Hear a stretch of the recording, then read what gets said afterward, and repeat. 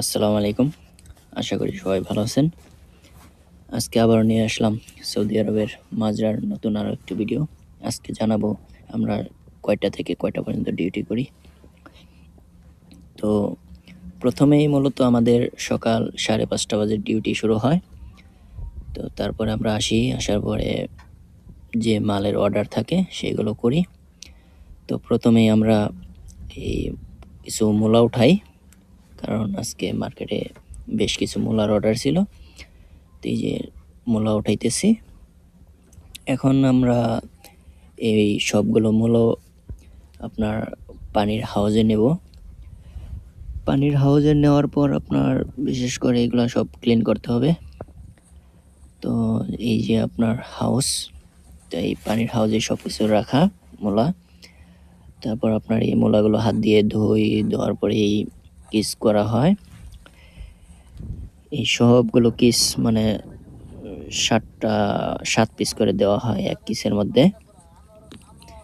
তো এইভাবে কিসগুলো করা হয় আর কি। আপনার পানিতে ধোয়ার পর এখানে নেওয়া হয়। তারপর আপনার এই কিসগুলো শেষে আপনার সবগুলো এই ছোট্ট ঘরের মধ্যে, এইগুলা খেজুর পাতার ঘর আর কি, এই ঘরের মধ্যে রাখি।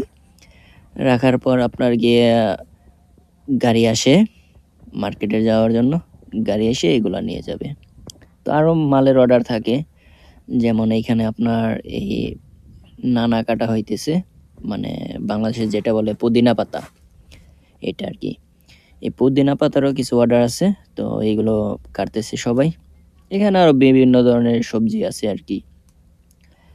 তো তারপর আপনার এইখানে দেখা যায় যে এটা আপনার দারা শাক, যেহেতু গরমের সিজন, দারা শাকের বেশ চাহিদা। তো নতুন করে দারা শাক লাগানো হয়েছে।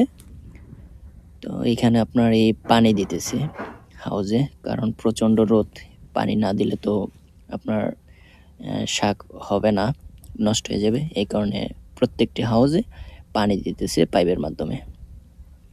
তো এইভাবে প্রত্যেকটি পানি দেওয়া হয় আর কি। তারপর আপনার দেখা যায় এখানে এখানে আপনার এই যে এগুলাকে বলে করাত, করাতেরও কিছু অর্ডার ছিল, মার্কেটে নেবে। তো এইখানে করাত কাটা হইতেছে। এটা বাংলাদেশে আমি দেখি নাই, আর বাংলাদেশে এটা কি নাম বলে সেটাও আমার জানা নাই, এই কারণে বলতে পারতেছি না, কিন্তু সৌদি আরবে এটারে করাত বলে। তারপর আমরা আসি এই জিরজির কাটতে, কারণ জিরজিরের সৌদি আরবে বেশ চাহিদা। এটা খেপসার সাথে খায়, যারা সৌদি আরবে আছেন তারা জানেন।